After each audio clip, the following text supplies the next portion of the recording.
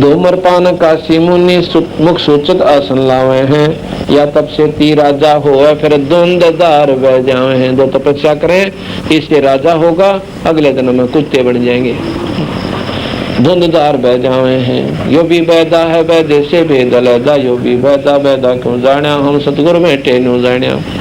सन्यासी उदासी बाणा रुखड़िया कहलावे हैं, आत्म तत्का मरम ना जाने सुन में पौन चढ़ावे हैं। तो कई बंडाओं के लोगों को दान अपने सासा ने ऐसे रोक कर अभ्यास कर सुन में चढ़ा दो, वो सुन भी तक कितना ठिकाना होगा, सुन तब रहना कितनी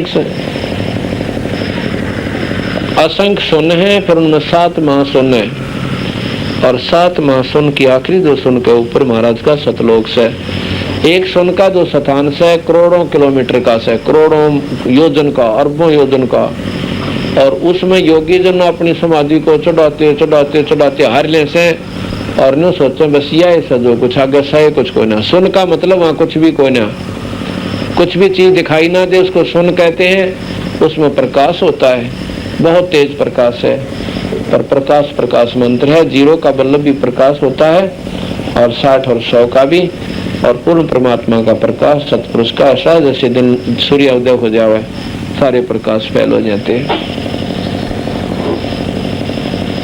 झरने बैठ तप 5 अग्नि ऊर्ध्वमुख झूल झुलावे हैं। झरना में बैठे या 5 अग्नि 5 धुने होंगे, चारों तरफ धुने ला के जेठ में तपे, ऊर्ध्वमुख झूल झुलावे हैं। ज्ञानी पुरुषा निकट न जावे, मूर्खा रीझ जावे से। जिनने बेरा पट गया नो कहो तो उनका नहीं देखे भी कोई ना, मूर्खा का ना, वो तो मूर्खा न रीझ जावे से। ज्ञानी पुरुष पुरुषा निकट न जावे, मूर्खा न रीझ जावे से। यो भी वैदा है वैदे से वेद अलैदा, यो भी वैदा वैदा क्यों जाण्या, हम सतगुरु बैठे न्यू जाण्या। आसन करें कपाड़ी ताली, ऊपर तरण हलावे हैं। अज पासे ती मरहम नाही, शब्दम खाली जावे हैं। कई पाखंड कर रहे हैं सिरासन पे। सिरासन कैसे होता है, नीचे सर ऊपर न पा, अजप्पा से ती मरहम कोई ना। वो सांस का सुमन अजप्पा जाप से, वो तो जपते कोई ना। सब दम खाली जावे हैं, सारे के सारे जो सांस है वो बिना नाम के जान लागरे से, और सांस की पूंजी दे रखी, और इसके सांस के द्वारा उस नाम का सुमन करके पूंजी पूरी करनी थी, बात करी कोई ना, और पाखंड में लगे रहे, अपना कर्म फोड़ लिया।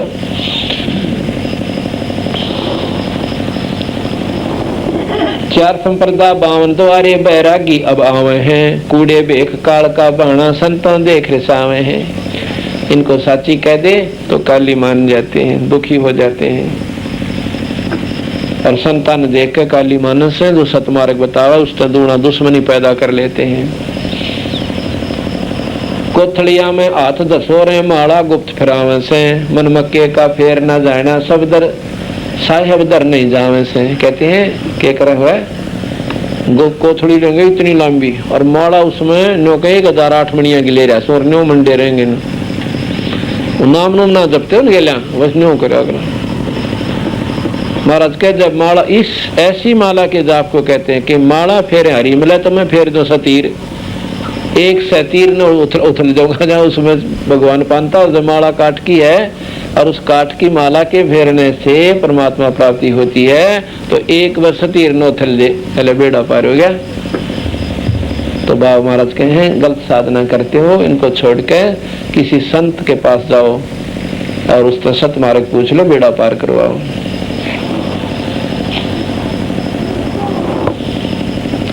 त्रिकाली स्नान करें फिर 12 तिलक बनावे हैं। जल के मच्छा मुक्ति ना होते जो निस्तन पर भी नावे हैं। जो तीर्थ पर जावे खूब 3 बनावे, सब 3 का त्रिकाली स्नान करते हैं। तो न कहे ये जल के मच्छा मुक्ति ना होते जो निस्तन पर भी नावे हैं। कि जल के मछली और मच्छा कछुए कीड़े उड़े ना रहे से हुआ कोई ना मुक्त होते, तुम 3 बना कर मुक्ति चाहो सो तेरे की। शाहलोक शानीप, शाहलोक शानीप शाहजोज और शाहरूप कहलावे हैं। इन चारों मुक्तियों के नाम बता दिए। 4 मुक्ति से मरहम नाही, आगे की क्या पावे हैं। लेकिन ये जो पाखंड कर रहे हो ना, इन तो तुम ये चारों मुक्ति भी ना पाओ, और आगे की तो बहुत दूर कर से भाई, ये गलत साधना छोड़ दो। मानने कोई ना, क्यों नहीं माने, क्यों शास्त्रों के अनुसार तक करना है कोई नहीं, अपने मनमुखी जरूर राजी होकर कर ले मन। कन फूका एती सौंज बुखाने मुर्शिद सो सतगुरु कहलावे है। कनफू का गुरु कलुआ भैरो सो हमको निभावे है, यो भी बैदा है।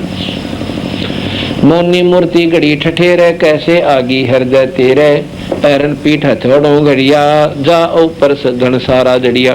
कहते हैं ये तेरे समझ में क्यों कर आ गई, यो भगवान से आ मूर्ति जो ठठेरे ने उनका ऊपर मार मार मोगरे और उसमें सीधी करी हुआ उसकी मूर्ति का आकार दे दिया। कैसे आई हृदय तेरे, यो भी पैदा है। यू क्यों कर समझ में आ गई क्यों भगवान से, या क्यों कर जचगी तेरा। अब हम कहें यो भगवान को ना तेरे नो क्यों कर तसल्ली हो रही है, यो परमात्मा से ये बता कौन सी विद्या पढ़ी तने कहा है, ऐसा कौन सा लक्षण है इसमें, यो परमात्मा है। मोनी मूर्ति घड़ी ठठेरे कैसे आई हृदय तेरे, ऐरन पीठ हथौड़ों घड़िया जा ऊपर घनसारा जड़िया। पत्थर पीतल से है नया भूल गए नारायण देहा, आत्म तत् का मर्म ना जाना पूजत करें जड़ पासा। पूजत फिरत हैं जड़ पासाना, आत्म तत् का मर्म नहीं जाना और पूजत फिरत हैं जड़ पासाना। काले मुख का पत्थर गोली या मूर्ति तुमसे ना बोली, खान पान को पाती तोड़े मोहन भोग अब लौटे। कहते हैं अब तुम इस मूर्ति के आगे सारा दिन बैठे रहो या तुम्हारी तो बात ना करती, ऐसे संत के पास जाओ जो तुम्हें राह बता दे, भाई ये दुख का निवारण नहीं होगा। वो के में बात भी बनी। तीरों व्रतों फरे खुलासा, जो पानी गल जात पतासा। वो तालिब सपने नहीं आया, अष्ट कमल खोजी नहीं काया। अंदर हमारे 8 कमल हैं, मैं कहूँ तो ढूंढा कोई ना। वो कैसे हैं कि योगी तो ढूंढते हैं योग मार्ग हैं, और संतों का मार्ग एक नाम से खुल जाते हैं 8 कमल, और फिर बेड़े पार हो जाए से।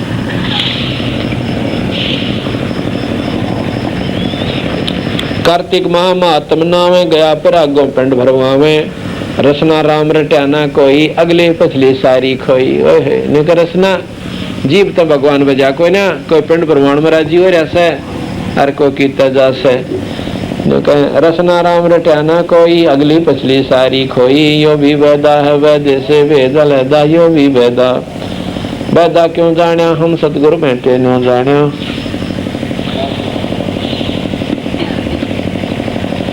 पांडे पाठ पढ़े बहु भांति, ये है जम किंकर के नाती। सूतक पातक जिमन जाही, 7 जन्म सुकर के पाई। अब उन पंडों को वो पांडे जो लोग गुमराह कर रहे हैं कि नो कहें तहीब तरह जी हो रहे सो, गरीबदास जी महाराज कहें आगे तुम्हारे 7 जन्म लगातार सुअर के होंगे और फिर खाइयो दुनिया के हलवे, गोबर खाना पड़ेगा। यानी परमात्मा भजा नहीं जानता, दुनिया को गुमराह करने पर अपना गड़गत्ता मार रखा से रास्ता ठीक हो ना, राह बदल लो, अपना मुक्ति करो, करवाओ, परमात्मा पाओ।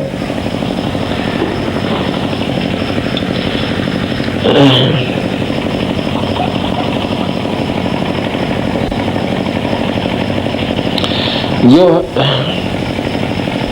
रंगेल शाम अथर्वण भाकें, लादम बैल टट्टू हाकें। खरकी जून दरोगी देही, भूल गए वो सब स्नेही। कहते 4 वेदां ने इतने मोटे मोटे ने गधे पर धर ले उस पर बैल पे, और फिर 18 पुराण, 6 शास्त्र उपनिषद। विद्वान लोग शास्त्रार्थ करने के लिए बैल के ऊपर धर के ले जा करते थे, तो उनके बारे में कहते हैं रग यजु शाम। ये 4 वेदों के नाम है, ऋग्वेद, सामवेद, यजुर्वेद और अथर्ववेद। रग शाम अथर्वण बाखे, बाखे माने वर्णन करें, उनके बारे में जानकारी दें। रग शाम अथर्वण बाखे, लादें बैल टट्टू हाकें। खर की जून दरोगे देही, भूल गए हो सब से नहीं। के गधे बनोगे तुम, उस नाम न भूल गए, नाम के बिना मुक्ति कोई ना। साना मुर्का प्रहलाद पढ़ाया, भक्ति हित पांडे नहीं पाया। अरना को छाती तोड़वाई, ब्राह्मण बाणा और कर्म कसाई। ओहे कहते अरना को से जाति तो ब्राह्मण और कर्म कसाई थे मुंडे। अरना को छाती तोड़वाई, बाणा ब्राह्मण और कर्म कसाई। ब्राह्मण बाणा कर्म कसाई, ब्राह्मण थे अरना कुछ भी, राक्षस को आगे बुरे कर्म करके। रावण ब्राह्मण बहुत तप कीना, महादेव की दीक्षा लीना। और ब्राह्मण कहे विद्वान को, और रावण भी बहुत विद्वान था और घने विद्वान घड़ी मार खा गए। नो क्या करने त्रिणिया डूबिया करे, वो काम हो गया। रावण ब्राह्मण बहुत तप कीना, महादेव की दीक्षा लीना, रामचंद्र की सीता हरिया, 10 मस्तक मुंदे मुंह पड़िया। वो कुकर्म जा किया, सीता जी ठाली और आखिर में बक्कल उतरिया। बिना सतमार्ग के किसी संत सतमते के संत बिना जीव छुटकारा कोई ना। बरगुलता भगवान कमारी, जुगन जुगन यो भय भिखारी। भगवान लता भगवान ने कै लात मारी भृगु ऋषि ने, इसलिए कहते हैं उसके कारण वो आप अहंकारी जीव हो गए, सतमार्ग ने कम पकड़े से। विश्वामित्र सुन विस्तारा, 100 पुत्र वशिष्ठ के मारा। राज ऋषि से बहुत रिसाई, ब्रह्म ऋषि से रीझ रिझाई। इतने बड़े ऋषि विश्वामित्र अन्यों कहें मान बढ़ाई में फिर भी रह गए। कैसे? एक बार वशिष्ठ मुनि से उनकी वार्ता हुई। वशिष्ठ मुनि जी उनको राज ऋषि कहा करते, ब्रह्म ऋषि नहीं कहते थे विश्वामित्र को, क्योंकि उनमें क्रोध गणा था। बेमौके का क्रोध था विश्वामित्र में। और वशिष्ठ मुनि इतने शांत थे जैसे चंद्रमा हुआ करे, इतनी उनकी शांति प्रिय शरीर था। तो एक बार वो कहने लगा विश्वामित्र कि तुम मुझे राज ऋषि मत कहा करे, मुझे ब्रह्म ऋषि कहे। वशिष्ठ जी कहने लगे स्वामी जी, जिस दिन आप ब्रह्म ऋषि हो जाओगे उस दिन ब्रह्म ऋषि कह दूंगा, अभी आप राज ऋषि सो ब्रह्म ऋषि को ना, क्योंकि राज ऋषि वो जो मान का भूखा उसे और दुनिया में चौधर चावस है। इस दुख में आकर विश्वामित्र ने कहते हैं ना, विश्वामित्र ने वशिष्ठ जी के 100 बेटे मार दिए, इन्हों काट दी नाड़ उनकी। और इनको ऋषि को मैं बता चाड़ा पाट रहे, इनको संत क्यों कर कहे। विश्वामित्र जैसे महाज्ञानी ने और अपने मान बढ़ाई वश उस वशिष्ठ मुनि के 100 बेटे काट दिए। एक दिन क्या हुआ, एक बार वशिष्ठ मुनि जी अपने स्टूडेंटों को, विद्यार्थियों को, अपने शिष्यों को पढ़ा रहे थे। चांद का चांदना था, पूर्णमासी का दिन था और एक वृक्ष के नीचे बैठे थे। बच्चे भी सारे, विद्यार्थी भी आके धार्मिक कथा सुन रहे थे, आपस में वार्ता कर रहे थे। क्यों दिन में पढ़ा करते और सामने बढ़िया बढ़िया कथाएं संतों की भक्तों की सुना करते थे। उनमें से एक विद्यार्थी खड़ा होकर कहता है कि गुरुदेव कहाँ बेटे, कि हमने बड़ा दुख हो रहा से। अरे क्या का भाई, कि विश्वामित्र ने हमारे 100 भाई मार दिए हैं और हमारे पर बहुत दुख आवस है। ऐसे निकम्मे नीच आदमी ने ये क्या सोचा। तो वशिष्ठ मुनि कहे बच्चों ऐसा मत बोलो अपने बुजुर्गों के प्रति।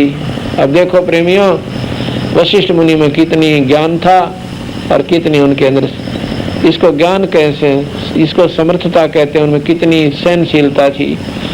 उससे के 100 बेटे मार रखे, फिर ने कहा उसके बारे में बच्चे जो गलत लागे बोलन, बेटा बुजुर्गों के प्रति गलत नहीं बोला करते, तुम नहीं जानते विश्वामित्र को, वो आत्मा का माड़ा कोई ना, पर उसमें क्रोध गणा से। और उस दिन क्या था, विश्वामित्र उस वृक्ष के ऊपर बैठ गया, बखतन जाकर चढ़ गया, यानी जब तक वो आए को ना थे वृक्ष के नीचे वो सारे विद्यार्थी और वो ऋषि जी।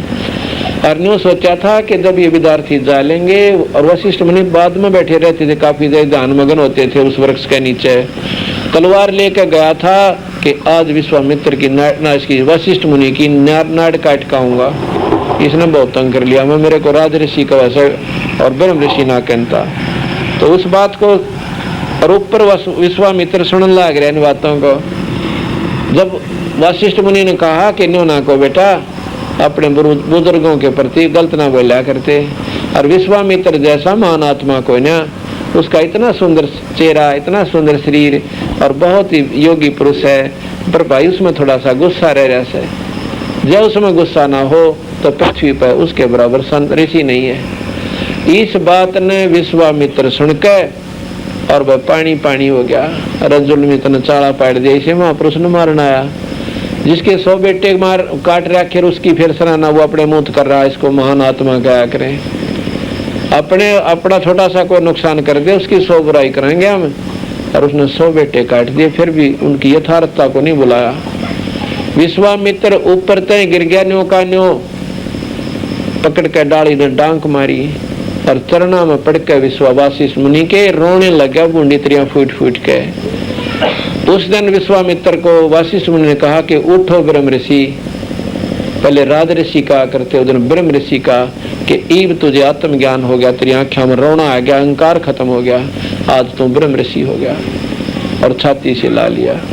यहाँ के गरीबदास जी देखो कितनी परमात्मा कबीर से गरीबदास जी 10 साल के बच्चे ने ये वाणी लिखवाई थी और उन शास्त्रों को कति सारा को छाण कर रखा से।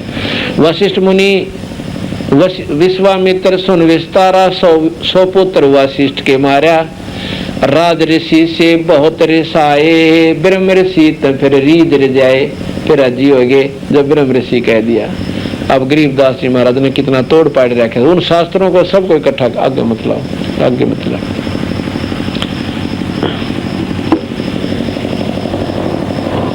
राज ऋषि से बहुत रिसाए, ब्रह्म ऋषि से रीद जाए। अब ये परमात्मा थे गरीबदास महाराज जी जिन्होंने सभी शास्त्रों को ज्यों का त्यों वर्णित कर दिया। और ये सुख सागर इतने मोटे मोटे वेद पुराण गीता उस परमात्मा ने अपने मुंह से ज्यों की त्यों लिख रखी है।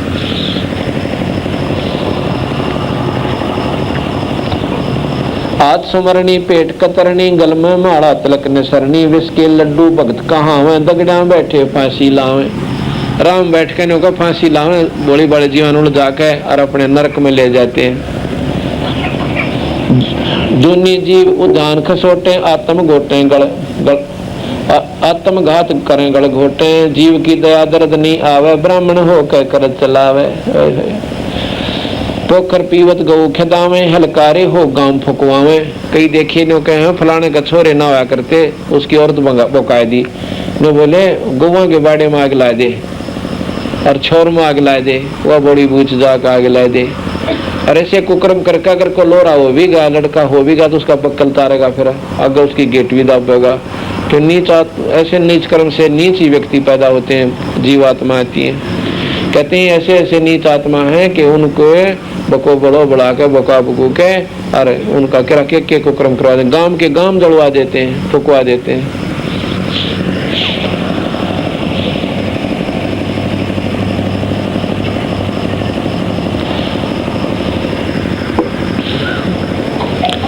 काचा पाका फूके फाके, गल्लड़ खां और गुलगुल झांके, पेट पपोड़े चोटी रोड़े, अडकारे और ठाडो बोले। कहते पहले अच्छा खा कर जब निकड़ा करते ये पेट भरे, जिनको हम संत समझा करते इतना खाते, हाँ, और पेट पपोड़ते चोटी रोड़े और खान बडकार क्यों दड़ी पक्का खा के चला करते। उनके बारे में गरीबदास जी कहते हैं काचा पाका फूके फाके, गल्लड़ खाई और दुलदुल झाके, पेट पपोड़े चोटी रोड़े, अटकारे और ठाडो बोले। यो भी बैदा है वैदे से वेद लैदा, यो भी बैदा वैदा क्यों जाने, हम सतगुरु बैठे नो जाने। अब मुसलमानों को खींच रहे बंदी छोड़, मुसलमान मतदारी रोड़ा भूल गए हैं मुर्शिद मौला, मस्त फिरावे पीरा, गल में लंगर लो जंजीरा। मुसलमान भी नो को मतदारी रोड़ा से रास्ता ठीक हो ना इनका भी। 5 वक्त तो नमाज करे और सारा दिन भूखे मरे, शाम ने बकरी काट के खा ले, नो कहो के पन कमाया भाई, रोजे रह के बकरी मारी, यो क्यों दिन चलाया। है सारा दिन व्रत रखे, सांझ ने बकरी काट के खा ली, बकरा इतने कहो के धर्म चलाया। ये भी मद्दारी रोड़ा बताया, रास्ता ठीक हो ले। ऐसे मुसलमान संत हैं जैसे शेख फरीद, बाजिद जी और मंसूर जी, जिन्होंने अपने आप को कुर्बान करना पड़ा परमात्मा पाने ही, और दूसरे का गले काट कर खाने से परमात्मा अल्लाह नहीं मिले।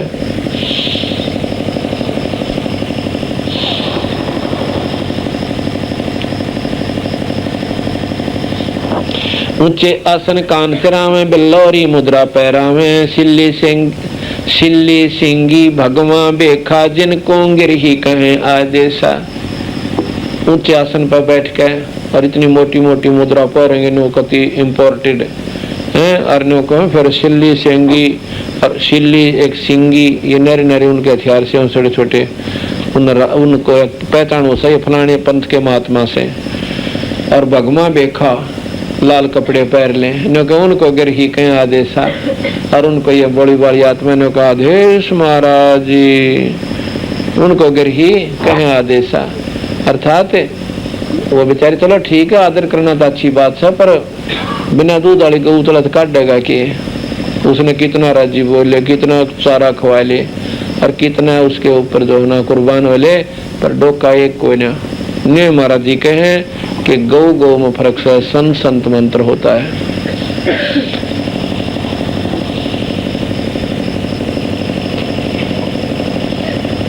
हिंदू और हरि बरहा धरे अवतारा जिनको भक्षण करें गवारा, वो तो भगवान विष्णु के तुम उपासक और सूर न खान लाग रहे, तो भगवान ने सूर का रूप दिया था, तुमने भगवान खा लिया, न सोच लो। यह मतलब कहने का ये है सतगुरु महाराज का कि तुम पाप तो है मांस खाना, और सूर सबसे घटिया मांस, और उसने भी ना छोड़ते, जबकि सूर का रूप खुद भगवान विष्णु ने धारण किया था।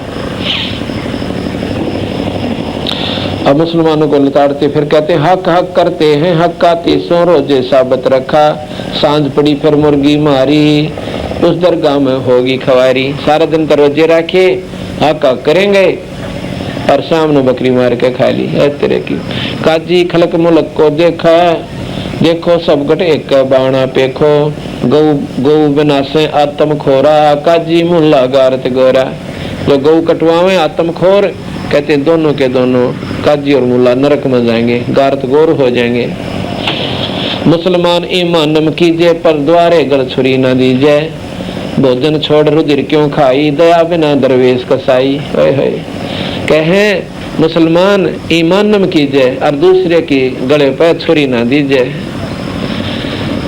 भोजन छोड़ रुधिर क्यों खाई। भोजन खीर, खांड, लाडू, जलेबी, दही, दूध, मक्खन है, इतना सेब, संतरे, इन छोड़ के और नुका रुधिर, ये मांस क्यों खा, लहू न क्यों खा भाई। भोजन छोड़ रुधिर क्यों खाई, दया बिना दरवेश कसाई। बिना दया के दया के भगवान ये संत कसाई बराबर हो से, जिसमें दया नहीं वो गल काटे, और वो आत्मा महात्मा कोई ना, वो तो कसाई है। दया बिना दरवेश कसाई, यो भी बैदा है बैदे से भेद लैदा, यो भी बैदा बैदा क्यों जाना, हम सतगुरु बैठे यूं जाना। जैनी जोग भी जोगन साधा, भूल गए उस अगमगादा, बिना बंदगी झूठा रिश्का, वैसा पुत्र कहा वह किसका।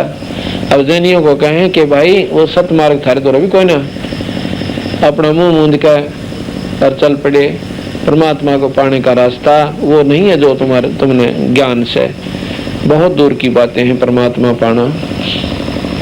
जैनी जीव दया बोबाना, करता कर्म कहे अज्ञाना, जातत सेती एता होई, परमानंद लख्याना कोई। जैनी जीव दया नहीं बहुबाणा, अब मुंह पर पट्टी न्यों रखे हैं कि को जीव मुंह में भी सांस द्वारा ना चला जा, नंगे पैरा चलेंगे, हाथ में एक बाणों वाला जैसे चौर ले लेंगे और चौर ने न्यों करते चलेंगे, कई जगह बैठेंगे जब ऐसे झाड़ जुड़ के बैठेंगे। जैनी जन्म जैनी जोग, जैनी जीव दया बहुबाना, और करता कर्म कहे अज्ञाना, और कर्म से ही कहते हैं प्रधानता दे रहे हैं। और जत से जातत सेती ऐसा होई, परमानंद लख्याना कोई। उस परमानंद का अपना बेरा कोई ना, सतमार्ग का अपना ज्ञान नहीं है।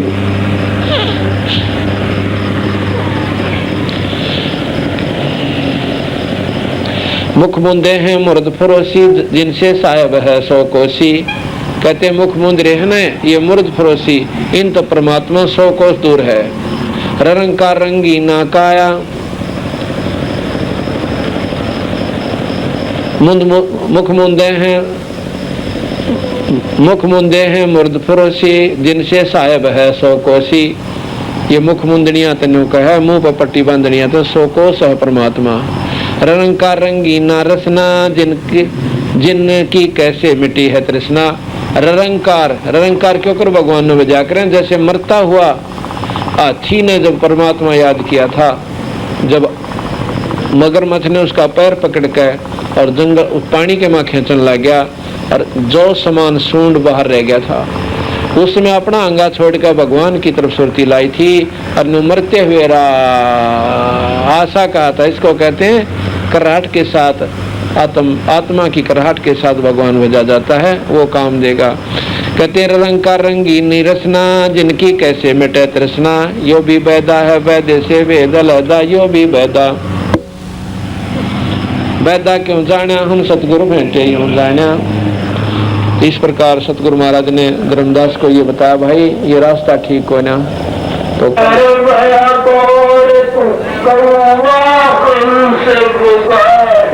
मन तू गले सुख के सागर, जहाँ सबद चंद रतनागर, मन तू चलोड़ जन्म तू राजा कीना, मिट्टी न मन की आसारे, कोई मन तू चल जन्म तन मन जाओ।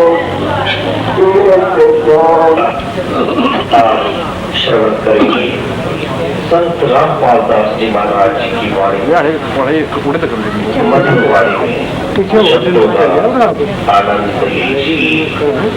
आइए आनंद लीजिए।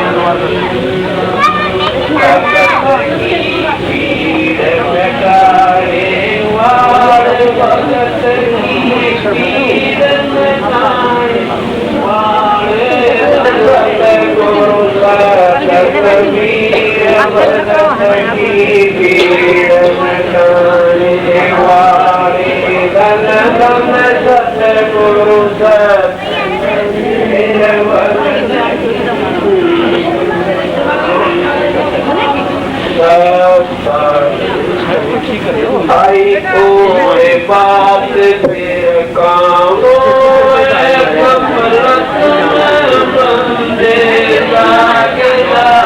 नमस्कार गुरु की नई, सुर नर मुनि जन साधवा, संतों सर्वस दीन, सतगुरु साहब संत सब दंडोतम प्रणाम। आगे पीछे मध्य हुए तिनको जा कुर्बान, निराकार निर्विषम काल जाल भंजनम, निर्लेपम निज नीर गुणम, अकल अनुव्य सुन शकल समाना नीरतल, उजल हिरंबर अर्धम दे परवा अथा है, वार पार नहीं मद सुमर सद ओई, गणनायक गलताना करो अनुग्रह सोई, पारस पद परवान आदि गणेश मनाऊं, गणनायक देवन देवा चरण कमल लौलाऊं, आदि शक्ति संगीत रिद्धि सिद्धि दाता सोई, अविगत गुण अति निर्मोही, जगदम्बा जगदीश मंगल रूप मुरारी, तन मन अर्पो शीस भक्ति मुक्ति भंडारी, सुर नर मुनि जन जावे, ब्रह्मा विष्णु महेशा, शेष सहस मुख गण, पूजय आदि गणेशा, इंद्र कुबेर सरीखा, वरुण धर्म रह जावे, समर्थ जीवन इच्छा फल पावे, 33 कोट अदारा, जावे से 88 उतरे बहुजल पारा, कट है यम की फांसी, 33 कोट अदारा, जावे कट है यम की फांसी, साही।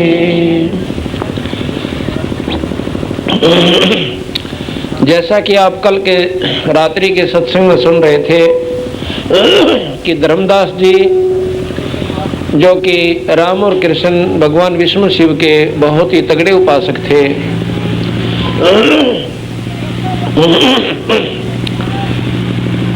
और पहले बंदी छोड़ भगवान कबीर साहब की बात को सुनकर भी तैयार नहीं होते थे, इतनी कड़वी लगे थी। आज वही हंसात्मा उस लाल और लालड़ी की वजह की तरह जब ज्ञान हो गया, जैसे वो सेठ के बच्चे, वो लड़के और उनकी माता श्री उस लालड़ी को भी लाल समझ के और अपनी एक विशेष तजूरी में धर रखी थी कि किसी का हाथ ना लग जाए। और जिनको ज्ञान था उसके बारे में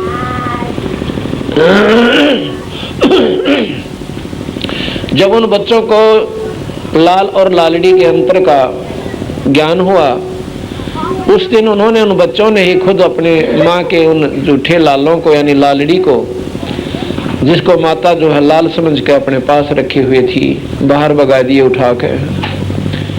बताया कि ये लाल नहीं है माता जी। तो इसी प्रकार जो हम छोटी साधना कर रहे हैं, ब्रह्मा विष्णु महेश से नीचे की जितनी साधना है माता और निरंजन से, वो तो जमा ओछी साधना बताई है। उनकी तो गीता जी में भगवान कृष्ण जी ने भी यानी ज्योत निरंजन ने भी खुद अपनी वाणी में कहा है कि वो साधना कति गलत है। और उनसे ऊपर जो ब्रह्मा विष्णु महेश ज्योत निरंजन आदि माया तक की साधना है, उनके बारे में कबीर साहब कहते हैं कि प्रथम तो धर्मदास तुमने राह का बेरा कोई ना, मार्ग नहीं ज्ञान आपको। तीर्थ व्रत करने से आपको कुछ भी हासिल नहीं होगा, और न ही गीता जी के ज्ञान पाठ करते हैं, और न ही पत्थर की मूर्ति की पूजा से। अगर ब्रह्मा विष्णु महेश की भी आप साधना करने चाहते हो, ध्रुव प्रहलाद की त्रियां करो। क्योंकि प्रहलाद जी ने कब मंदिर में गए और कब आई वो व्रत रखा, एक नाम ही जपया करते थे। इसी प्रकार ध्रुव जी एक नाम का आसरा लेके भगवान श्री नारद जी तय और नाम का जाप किया, उनकी मुक्ति होगी। और यही हम कहना चाहते हैं कि तुम्हारी ये सारी साधना गलत है, सीधी 84 में जाने की है। यदि आपने इस 21 ब्रह्मांड में भी थोड़ा बहुत राहत चाहिए तो नाम का आसरा ही आपको काम देगा। जैसे रामायण के अंदर तुलसीदास जी प्रमाण देते हैं कि कलयुग केवल नाम आधारा और सुमर सुमर नर उतरो पारा। जब हम रामायण को इतना अच्छा शास्त्र मानते हैं आप जन, और उसके बावजूद नाम न भूल गए और अच्छी साधना कर रहे, ये किसने बता दी? ये गलत लोगों ने आपको गलत रास्ता बता दिया।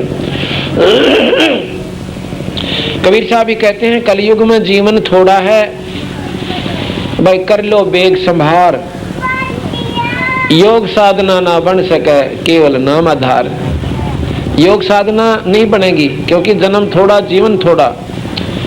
पहले कहते हैं सतयुग में लाख वर्ष की आयु होती थी इस मानव शरीर की, स्त्री या पुरुष की।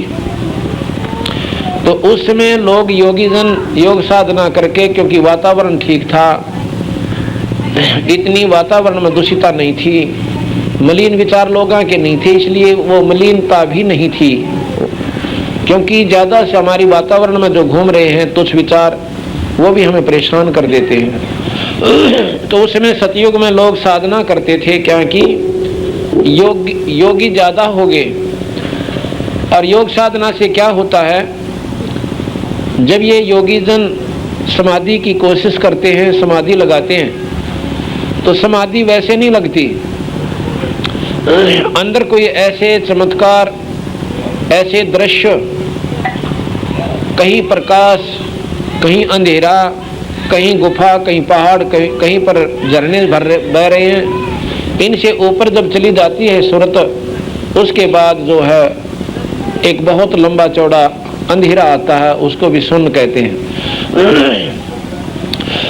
उस अंधकार को पार करके फिर एक प्रकाश दिखाई देता है। उसमें जब ये प्रवेश कर जाता है, ऊपर बहुत गजब के ऐसे जैसे आतिशबाजियां होती हैं दिवाली के ऊपर, इस प्रकार का बहुत रमणीक स्थान दृश्य उनको नजर आता है। उनको देख देख कर उनको बाहर की सुध भी कोई ना रहती और काफी वर्षों तक वो बैठ सकते हैं। यदि ऊपर कुछ दिखाई ना दे तो योगी जन 5 मिनट भी नहीं बैठ सकते योग आसन पे। तो यही बताया सतगुरु महाराज ने कि बाहर के दृश्य ना देखकर अंदर के दृश्य देखते रहते हुए वो योगी जन अपने मानव शरीर को बर्बाद करके चले जाते हैं एक नाम के सुमरण बिना, क्योंकि नाम जप नहीं पाते। जब ऊपर तमाशा देख रहे होते हैं वो मान लेते हैं कि हमने बहुत बढ़िया चीज उपलब्ध होगी, और उससे भी जो पार कर जाते हैं वहां पर एक सुन स्थान आ जाता है। सुन का तात्पर्य है जिसमें कुछ भी दिखाई ना दे, केवल इतना प्रकाश होता है, और उस प्रकाश का उन्होंने पहले ज्ञान होता है कि भगवान का असली स्वरूप प्रकाश है। उस सुन में जो प्रकाश आता है, सुन कहते हैं वो स्थान जिसमें कुछ भी चीज ना दिखे, केवल एक रोशनी दिखाई दे।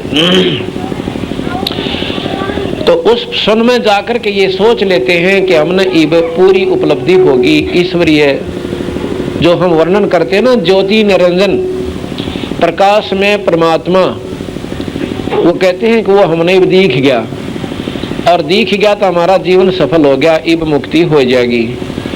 कबीर साहब कहते हैं ये तो काल का छल है भाई, वो ज्योत निरंजन की भी ज्योति को ना, ज्योत निरंजन की ज्योति 1000 दिखाई देंगी, गिन के देख लेना, और उनकी जो लौस है वह बहुत सफेद है, और बहुत सुंदर ढंग से उनकी ऐसे लपट निकल रही हैं जैसे दीपक जलाया करें, लेकिन उनकी प्रकाश बहुत ज्यादा है, उनका न्यारा न्यारा 1000 अस्तित्व है। उनका कुल मिलाकर रोशनी जो उनसे दूर बन जाती है वो प्रकाश एक समूह दिखाई देता है। जब नजदीक जाते हैं वह सूरत तो वो न्यारी न्यारी दिखाई देती है। जैसे यहाँ पर आप 20 बल्ब जगा दो साथ साथ, दूर से ऐसे लगेगा जैसे एक जग रहा है, और प्रकाश बहुत घना से। नजदीक आते जाओगे आपको पता चलेगा कि ये तो ज्यादा है। ठीक इसी प्रकार ऊपर ज्योत निरंजन का जो लोक्स है उसका सबसे निचले सिरे में, निचले हिस्से में, जैसे पृथ्वी का एक साइड में, और वो 1000 इतनी गजब की लौ चस रही है, और उनकी रोशनी बहुत दूर तक है। दूर से ऐसे लगे ये केवल प्रकाश है और कुछ कोई ना। जब ये सूरत वहां पहुंच जाती है हमारी, तो वहां पर वो न्यारी न्यारी 1000 ज्योतियां उसकी नजर आती हैं। उनका प्रतिबिंब, उनका रिफ्लेक्शन हमारे शरीर के अंदर है, जिसको सहस्रार कमल कहते हैं।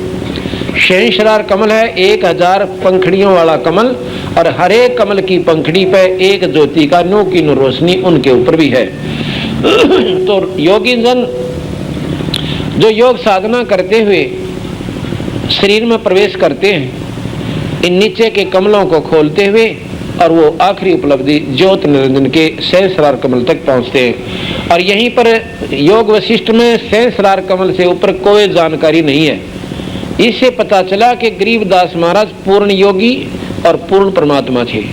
उन्होंने सहस्रार कमल से आगे फिर बताया कि आगे तो बहुत घने कमल से जो तुमने बेरा भी कोई ना, ये ज्यों के त्यों बता दिए। कदे नो सोचा कोई, वो तो एक अनपढ़ आदमी थे, जमींदार से थे, उन्हें क्या बेरा होगा योग साधना का। तो हमारा विश्वास कौन बनाओ इन बातों का। अगर बंदी थोड़ी शरीर में खोल कर ना धरते इस ग्रंथ साहब में, हाँ बिन्नू सोचा हो सकता है उन्हें ना ज्ञान हो, वैसे तो के मार दिए ऊपर के। पर जब अंदर के योगी फेल कर दिए और अंदर की नाड़ी नाड़ी गिन के दर्दी बंदी छोड़ने, तो जो पेटा भर गया, यानी विश्वास हो गया कि जो आगे बात बताई सो वह भी 100 की 100 सत्य है, गलत कोई ना। अब जैसे कोई व्यक्ति रोहतक से दिल्ली गया हो, और एक गया हो पीरागढ़ी तक या बहादुरगढ़ तक, तो बहादुरगढ़ तक के जो स्टेशन आते हैं और जो दिल्ली तक व्यक्ति गया है वो सारे बताता है कि जैसे पहले इस्माइला आवेगा, फलाना आवेगा, कोई खरावड़ा होगी, इस्माइला, फिर बहादुरगढ़, और दूसरा ये कहे कि इससे आगे भाई ये भी सही, ये भी बता दिए और आगे और बता दिए। तो उसकी बातों को स्वीकार करना पड़ेगा कि भाई जब ये सच्ची बताने लग रहा शायद आगे की भी सच पाऊंगी। इसी प्रकार बंदी छोड़ भगवान ने प्रथम तो 3 लोक के शास्त्र बड़े प्रेम से लिखे, ऐसे लिखवाए कि जो की ज्यों की त्यों सुख सागर में मिला के देख लो भगवान कृष्ण की लीला। असुर नकंदन रमैणी में आप पढ़ते हो वो 5-7 लाइन लिखी बंदी छोड़ने और पूरा सुख सागर उसके अंदर भर दिया। उन कथाओं ने न्यारा न्यारा वर्णन करके बतावे तो बहुत लंबा विस्तार हो जाए। उन्होंने ये बता दिया कि भाई हमने इन बातों का सारा ज्ञान है, और आगे की ओर बताते हैं कि इनसे ऊपर एक और ईश्वर है जिसके बिना जीव गुजारा कोई ना। तो इस प्रकार जब ये सुन स्थान पर पहुंच जाती हैं ये आत्माएं, इनकी सूरत, उनको सत्य मान लिया कि अब हमने पूर्ण ज्ञान हो गया और पूर्ण उपलब्धि होगी। महाराज जी कहते हैं अभी तो कुछ भी ना हुआ तुम्हें। तो इस प्रकार कबीर साहब ने बताया है कि हम आपको उस पूर्ण परमात्मा सतपुरुष के बारे में जानकारी देते हैं। तो धर्मदास जी पहले तो कति ना माने था, और फिर ने कहा महाराज बिल्कुल सत्य बात है, अब तो ये साधना करने को दिल भी कोई ना करता, इससे अच्छा तो न्यों के न्यों मर जाओ बढ़िया। जब हमने कुछ लाभ ही नहीं होना, चलो मान लिया बड़ी बात, हम स्वर्ग में चले गए, बहुत बड़ी बात पर बनाते हैं यहाँ पर। आखिरी लास्ट उपलब्धि, आखिरी उपलब्धि, लास्ट अचीवमेंट यानी स्वर्ग है, और स्वर्ग में चले गए, अपने पुण्य खा कर वापस आ गए। तो गरीबदास महाराज के स्वर्ग हमने भी देखा पर अपना मन को नहीं लग गया, यानी अपना वहां पर दिल को नहीं लग गया कि ये तो फिर उल्टे जाएंगे खा के अपनी कमाई ने, और फिर कुत्ते की जूनी पाएंगे, अपने बस का कोई नहीं स्वर्ग में, हम तो स्वर्ग तो ऊपर जाएंगे। तो स्वर्ग से ऊपर वो किस स्थान से, उसके बारे में आपको जानकारी देंगे।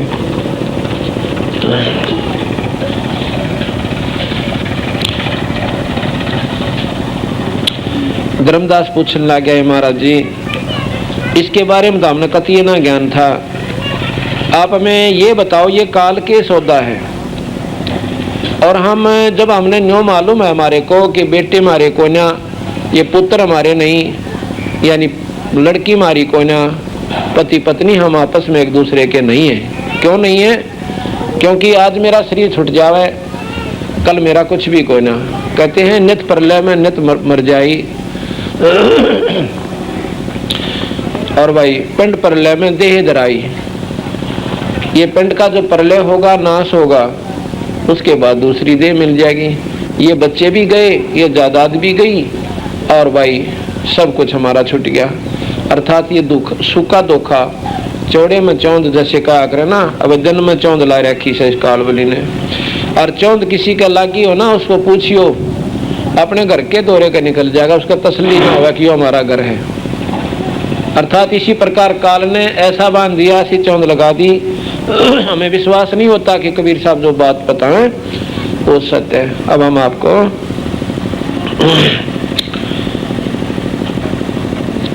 सृष्टि रचना बताएंगे।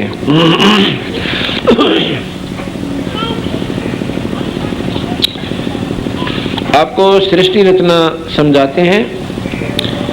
गरीबदास महाराज जी से एक भक्त ने पूछा ऐसे ही, तो उन्होंने भी यही एक आरती में अपना वर्णन दिया, और यही कबीर साहब ने गरीब धर्मदास जी को बताया। क्या बताया?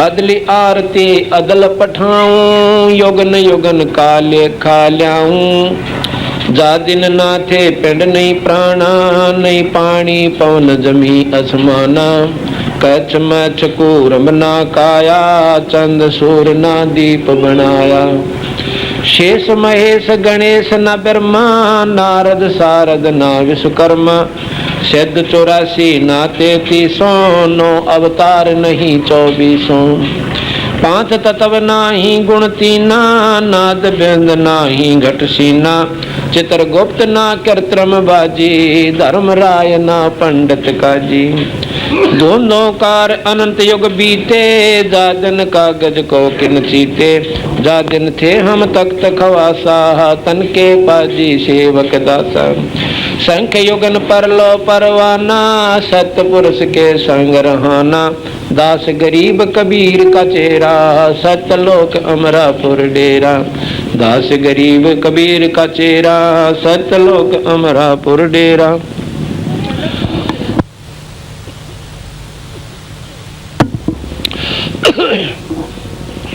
अब गरीबदास जी ने बताया कि भाई पहले कुछ भी कोई ना था, ना ये ब्रह्मा थे, ना विष्णु, ना शिव, ना पृथ्वी, ना पांच तत्व, ना तीन गुण। तीन गुण तीनों देवताओं के प्रतीक हैं। तीनों गुण ब्रह्मा विष्णु महेश के प्रतीक हैं। रजगुण ब्रह्मा और सतगुण विष्णु और तमोगुण है शंकर भगवान। थोड़ा तेज करो भैया, थोड़ा ज्यादा गूंज भी ना बने। तो महाराज बता रहे हैं कि पहले कुछ भी कोई ना था भाई। न ये तारे थे, ना सूरज थी, ना चांद था, और ना ही 84 शब्द, ये कुछ भी कौन था। तो उसमें के था। तो उनसे पूछा कि महाराज जी जब यहाँ कुछ भी नहीं था तो आप कहाँ थे? उन्होंने बताया कि हम सतलोक में रहते थे और जहाँ पर हमारे भगवान कबीर साहब रहते हैं। दास गरीब कबीर का चेरा, चेरा कहते हैं शिष्य को, चेला। दास गरीब कबीर का चेरा, भाई सतलोक हमारा अमरापुर डेरा।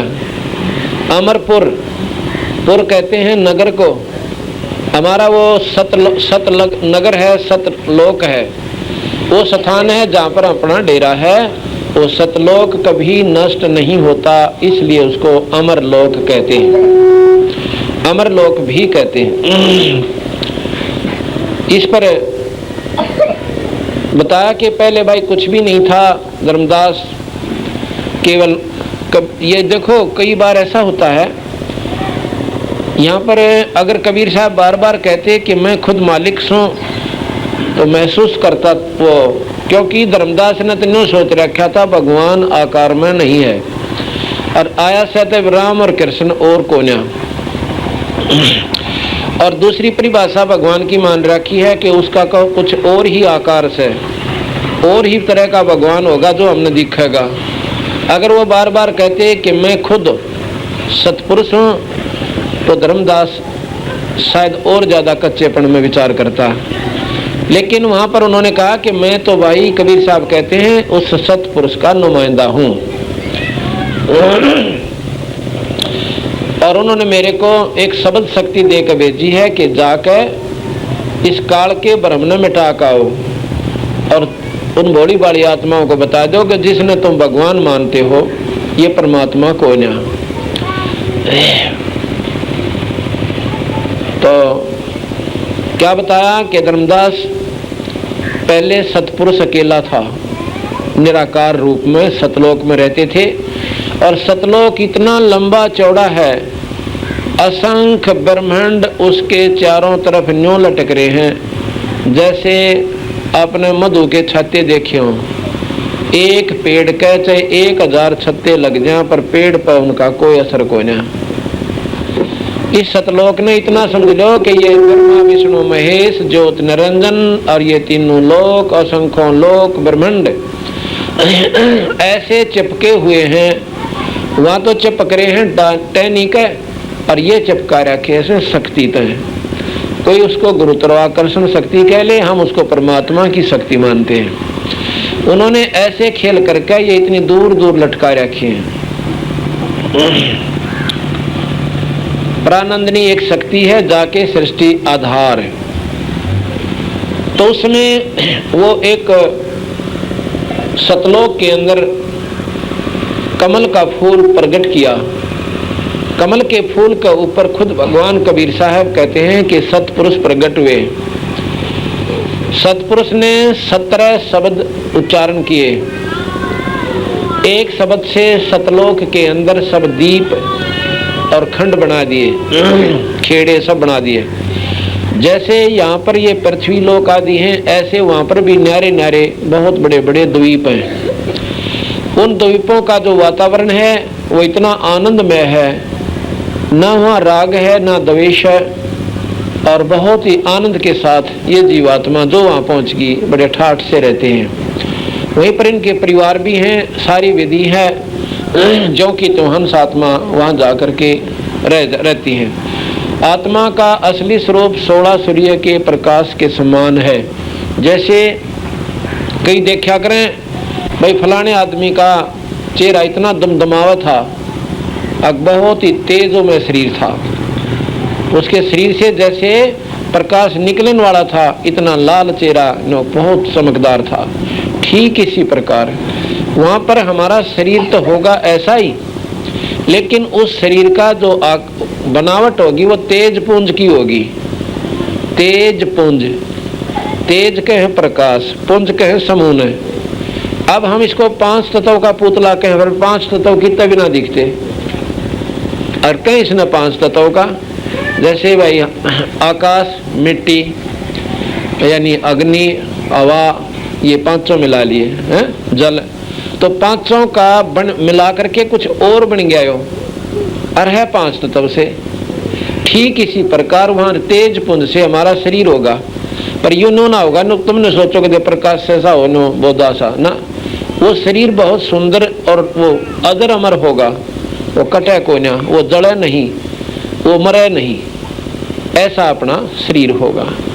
और वहां पर कहते शंखों लहर मेर की उपजे, और कैर नहीं जा कोई, दास गरीब अचल अविनाशी, सुख का सागर सोई। शंखों लहर मेर की लहर कैसे उत्पन्न होती है? एक बार मन इतना खुश हो जाता है कई बार कि दुश्मन भी अगर उस समय पर आ जा तो उसने छाती गला सकता है। वो एक मेर की लहर थी, एक रजा थी ईश्वर की। उस समय उसने दुश्मन और मीत नहीं दिखा था, और जब वो लहर चली जाती है फिर उसने मनमाना मुकदमे कर दे, रोला मचा दे, भुंडी बोले, बुरा तरह बोल पड़े। वो काल की रजा थी, मेर थी, वो लहर थी। तो हमारे ऊपर काल की लहर 99.99% से इतना दबाव अपने ऊपर है, और उसमें से 0.01 एक बार उनके ऊपर आवास है जो मालिक की शरण में है। और जब हम सतगुरु शरण में आ जाते हैं फिर हमारी यह मेहर अपने आप दया उत्पन्न होने लग जाती है। काल की रजा घट जाती है, दयाल की रजा बढ़ जाती है। काल का दबाव घट जाता है, सतगुरु की रजा बढ़ती चली जाती है। तो एक छोटी सी बात को सुनकर आत्मा भर का आवश्यक धनु खूब रोए लो बैठ के, दुख देना तो दूर रहा, यानी और का दुख भी ना देखा जाएगा, ऐसी भावना अपनी होती चली जाएगी। तो जब हम कति स्थिति पर आ जाएंगे, कोई छोटी सी बात कहेगा हम रो सकते हैं, लड़ा कौन जा। वह स्थिति जब अपनी आ जाएगी, जब हम ऊपर जान जोगे हो जाएंगे और अपना सुमन करता रहे, सुमन न छोड़ा कोई ना, ये स्थिति अपनी। तो वहां जाकर फिर वो जो कि तो अभ्यास किया हुआ निर्मल की हुई आत्मा वो ऊपर जाएगी। वहां जाकर तो फिर सारे एक दूसरे से ऐसे एक तो भी ज्यादा प्रेमी पाओगा। तो सारी हंसात्मा उनको जब यहाँ से निकल जाती है ना, इसको बाढ़ मात है, और जो भंवर गुफा को पार करके या ऊपर नमो का डस सूरत नो एकदम पकड़ के खींच लेते हैं वहाँ के अंश से, और नो छाती के ला ले, और तेरा बोला निकड़ा बीमारी मात है। और यहाँ से हम MLRMP बनकर राजी हो जैसे अकबराना के बन गए, और फिर कहीं कुत्ते की दुनिया में जाओगे, ये तुम्हारा भूल भुलैया ला रखी से। तो इस प्रकार उस सतलोक में बहुत गजब की सृष्टि है। और जो वहां भी नहीं रहना चाहते ना, सतलोक में भी जिनका नहीं न सोचेंगे हम तो बस निराकार यानी अपने ऊपर जाएंगे, तो वहां फिर 3 लोक और से वो अभ्यास फिर वहां करना पड़ेगा अपने। पर हमने सतलोक बहुत गणा से वहां से ना वापस आना, इसको बाढ़ का बेरा पट गया, कोई धक्के तो देगा ना, और जब भी नहीं आएंगे हम, या गारंटी वाली यदि इतने दिखे से। अब पहले हम माने पढ़ा करते, कीचड़ में खेलते अंडा करते, और जैसा भी अपना घर था मुंडा सुंडा उसमें लौटे रहा करते। अब नौकरी लागी चंडीगढ़ में, और चंडीगढ़ से ट्रांसफर हो जाए नू में। आदमी 100 बार रोए है और 100 कोशिश करे मेरा छुटोड़ा ना लगे, ड्यूटी ना लगे, वहां पर मेरी नौकरी ना लगे। और पहले उससे भी गंदे स्थान पर रहा करते थे अपने घरों में। तो इसी प्रकार जब हम उस स्थान पर पहुंच जाएंगे ना, नीचे झांकने जी को ना करे, आना तो दूर की बात रही। इतना डर लगेगा जैसे एक बार धर्मदास जी को कबीर साहब ले गए थे वहां पे, और ने बोला धर्मदास तेरे जचे ना थी इसका यह बात है, महाराज जी कहें ऐसा चीज है। ऊपर जाके और इतना आनंद आ गया, ने बोला महाराज जी मन तो भी यहीं रहने दो, अगना भाई वापस जाना पड़ेगा धर्मदास, भजन कमजोर रह गया तेरा, भजन बढ़ा तू अपना, ये सुमन कर सतनाम का और सार नाम का, भाई फिर मैं तुझे लाऊंगा। तो वहां रोन लग जा, पैर पकड़ कहने का मत गालो महाराज, हुआ तो जम की नगरी से, तो मैंने राख लियो महाराज हमसे बिगड़ी है। हम तो नीच आत्मा है, हमने यहीं राख लो। भाई देख, राख नहीं सकता, ये नियम कंडमों से मेरा, रखूंगा लाऊंगा तुझे, ये मेरे पे विश्वास कर ले और तू भाई भजन करता रहे। इसको थोड़ा कम करो, आज गूंज बन जाएगी फिर। यह हमने पहले ऐसे ही खराब हो कैसे। हाँ ठीक है, कहते हैं अब ठीक है। धर्मदास जी को वापस भेज दिया, वापस आ गया। जब बहुत दिनों तक उसका किसी चीज में रुचि कोई ना रही, और सीधी सूरत वहां डटी रही, कोई हुए कब ये शरीर छुटे और कब वहां जाऊं, फिर चाह चढ़ेगा मरने का, और ईव डर लगा मरने तक। जब उस स्थिति तक हम पहुंच जाएंगे ना, तो कहते हैं जिस मरने से जग डरे और मेरे मन आनंद, कद मर हूं कद पाव हूं वो पूर्ण परमानंद। फिर नहीं होगा कि कद छूटे इसको बढ़ते पीछा, पर जब तक हमारे ऊपर यह अज्ञानता की चौंध से कालबली का दबाव है, इतना मरण तक पूरा डर लगता रहेगा। और भजन करते रहो, इस डर में भजन ज्यादा बन जाएगा। दोनों काम, दोनों हाथ हम लाडू हैं, इस डर में भजन ज्यादा बनेगा और फिर अपनी मुक्ति हो जाएगी। तो क्या हुआ कि कबीर साहब ने, वो सतपुरुष ने, कबीर साहब क्यों कहते हैं बार बार, क्योंकि विष्णु की महिमा गाते हुए कृष्ण की महिमा गा दें तो एक का बात सच्चे कृष्ण जी कह लो और चाहे उसने विष्णु जी कह लो, उसमें कोई अंतर कोई ना। तो सतपुरुष ने 17 वचन किए, उच्चारण किए, शब्द उच्चारे।